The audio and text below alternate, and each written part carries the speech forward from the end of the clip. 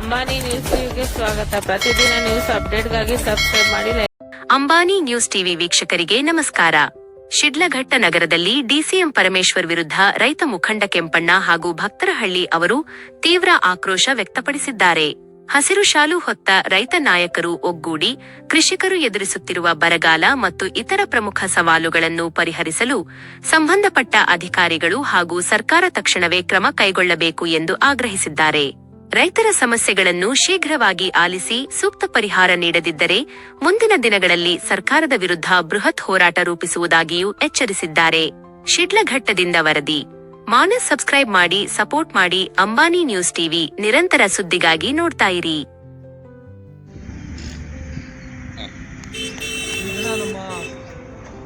ನಮ್ಮ ರಾಜ್ಯದ ಮುಖ್ಯಮಂತ್ರಿಯಾದಂಥ ಪರಮೇಶ್ವರ್ ಸಾಹೇಬರು ನಮ್ಮ ಜಿಲ್ಲೆಗೆ ಆಗಮಿಸಿದ್ರು, ಚಿಕ್ಕಬಳ್ಳಾಪುರ ಜಿಲ್ಲೆಗೆ.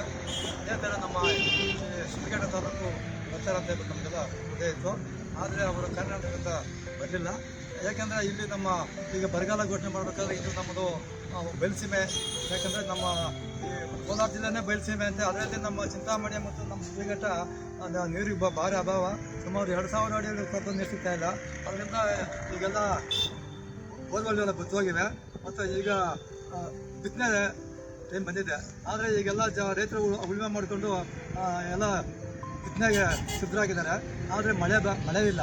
ಅದರಿಂದ ನಮ್ಮ ಶಿಡ್ಲಘಟ್ಟ ತಾಲೂಕನ್ನು ಬರಗಾಲ ತಾಲೂಕು ಅಂತ ಹೇಳ್ಬಿಟ್ಟು ಘೋಷಣೆ ಮಾಡ್ಬೇಕಂತ ಹೇಳ್ಬಿಟ್ಟು ನಾವಿಲ್ಲಿ ಹೇಳ್ಬೇಕಂತ ಹೇಳ್ಬಿಟ್ಟು ನಾವು ಸುಮಾರು ಜನ ಕಾಯ್ತಾ ಇದ್ದೀವಿ.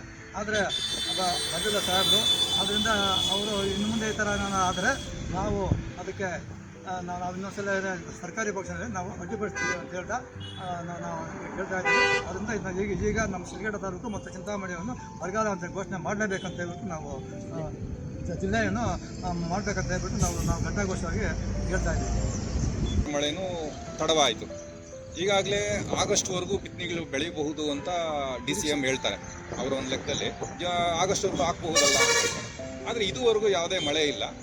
ಏನಿಲ್ಲ ಅಂದರೂ ಸುಮಾರು ಅಂದಾಜು ರೀತಿಯಲ್ಲಿ 8000 ಎಕರೆವರೆಗೂ ರಾಗಿ ಬೆಳಿಬೇಕಾಯಿತು ನಮ್ಮ ಕ್ಷೇತ್ರದಲ್ಲಿ, ಅಂದರೆ ಶಿಡ್ಲಘಟ್ಟದಲ್ಲಿ. ಇದುವರೆಗೂ ಯಾರೂ ಬಿತ್ತನೆ ಇಲ್ಲ. ಅದ್ರ ಪರವಾಗಿ ಈಗ ಇಲ್ಲ. ಅದ್ರ ಬಗ್ಗೆ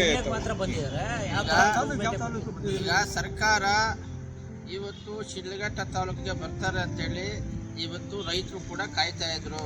ಇವತ್ತು ಸರ್ಕಾರ 4 ಗೋಡೆಗಳ ಮಧ್ಯೆ ಕೂತ್ಕೊಂಡು ವರದಿ ತರಿಸ್ಕೊಳ್ಳೋಕ್ಕಿಂತ ನೇರವಾಗಿ ಹಳ್ಳಿಗಳಿಗೆ ಬಂದು ರೈತರ ಸ್ಥಿತಿಗತಿಗಳನ್ನು ನೋಡಿದಾಗ ಅವರಿಗೆ ಕಷ್ಟದ ಅರಿವಾಗ್ತಾ ಇತ್ತು.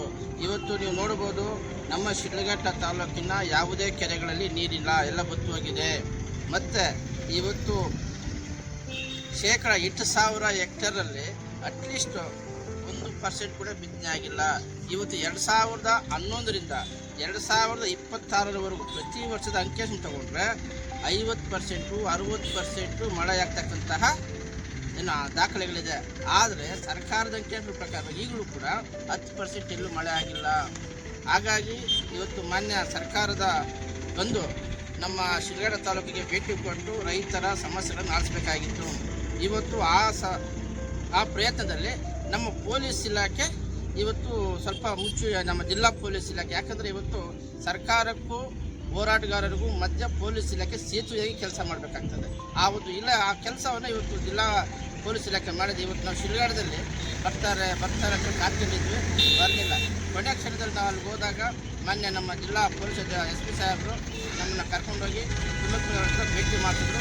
ಆದರೂ ಕೂಡ ನಾವೇನು ಇವತ್ತು ನಮ್ಮ ಇಡೀ ಚಿಕ್ಕಬಳ್ಳಾಪುರ ಜಿಲ್ಲೆಯನ್ನು ಬರಪೀಡಿತ ಜಿಲ್ಲೆ ಮಾಡಬೇಕು, ಮತ್ತು ಏನು ಹಾಲಿನ ಬೆಲೆ 1 ಲೀಟ್ರಿಗೆ 10 ರೂಪಾಯಿ ಹೆಚ್ಚಳ ಮಾಡಬೇಕು, ಮತ್ತು ಏನು ಇವತ್ತು ನಮ್ಮ ಜಿಲ್ಲೆಗೆ ನಮ್ಮ ಶಿಡ್ಲಘಟ್ಟ ತಾಲೂಕಿನ ಎಲ್ಲ ಕೆರೆಗಳಿಗೂ ನೀರನ್ನು ಬಿಡಬೇಕು ಅಂತೇಳಿ ಸುಮಾರು ಸಮಸ್ಯೆಗಳನ್ನು ಮಾನ್ಯ ಉಪಮುಖ್ಯಮಂತ್ರಿ ಕೊಟ್ಟಿದ್ದೀವಿ. ಆದರೆ ನಮ್ಮ ನೋವೇನೆಂದರೆ ನಮ್ಮ ತಾಲೂಕಿನ ನಮ್ಮ ಹಳ್ಳಿಗಳಿಗೆ ಬರಬೇಕಾಗಿತ್ತು ಸರ್ಕಾರ, ಮತ್ತು ರೈತರಿಗೂ ಸರ್ಕಾರದ ಜೊತೆ ಒಂದು ಸಂಭಾಷಣೆ ಮಾಡಬೇಕಾಗಿತ್ತು. ಇವತ್ತು ಯಾವುದೇ ವರ್ಷ ಬರ ಬಂದಾಗ ಸರ್ಕಾರದ ಅಧಿಕಾರಿಗಳು ಬರ್ತಾರೆ, ಏನು ಸಂಬಂಧಪಟ್ಟಂಥ ಅಧಿಕಾರಿಗಳು ಕರ್ಕೊಂಡ್ಬಂದು ನೇರ ಒಂದು ಸಂವಾದ ಮಾಡ್ತಾರೆ. ಆದರೆ ಏನೂ ಇಲ್ದಿರ ಇವತ್ತು ಬರ್ತಾರೆ ಅಂತೇಳಿ ನಮಗೆ ನಿರಾಸೆ ಆಗಿದೆ. ಹಾಗಾಗಿ ಮುಂದಿನ ದಿನಗಳಾದರೂ ಕೂಡ ಹಿಂದುಳಿದ ಶಿಡ್ಲಘಟ್ಟ ತಾಲೂಕನ್ನು ಮುಂದೆ ಅಭಿವೃದ್ಧಿ ಕಡೆ ಕೊಂಡೊಯ್ಯಬೇಕಾದ್ರೆ ಶಿಡ್ಲಘಟ್ಟ ತಾಲೂಕನ್ನು ಗಮನದಲ್ಲಿ ಇಟ್ಕೊಳ್ಬೇಕು. ಇದೇ ರೀತಿ ತಾತ್ಸಾರ ಮನೋಭಾವ ಏನಾದರೂ ಸರ್ಕಾರ ಶಿಡ್ಲಘಟ್ಟ ತಾಲೂಕನ್ನು ಮಾಡಿದರೆ ಮುಂದೊಂದು ದಿನ ನಾವು ಸರ್ಕಾರದ ವಿರುದ್ಧವಾಗಿ ಹೋರಾಟ ಮಾಡ್ತೀವಿ ಅಂತೇಳಿ ಎಚ್ಚರಿಕೆಯನ್ನು ಕೂಡ ಸರ್ಕಾರಕ್ಕೆ ಕೊಡ್ತಾ ಇದ್ದೀವಿ.